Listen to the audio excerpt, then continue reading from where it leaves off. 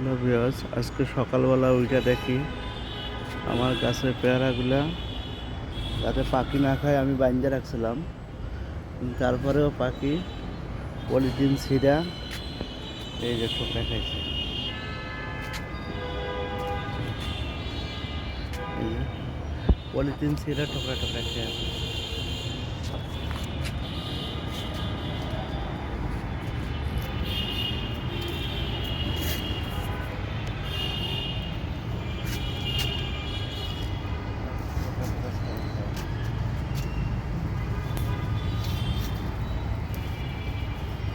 আমরা এগুলো রাখছিলাম আমাদের এক বড় ভাইয়ের জন্য, যাতে বড় ভাই এসে নিজে হাতে ছিঁড়ে খাইতে পারে।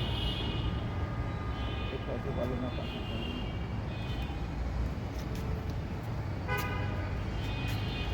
এখনো আছে, আরো বান্দা আছে এই জায়গায় আছে,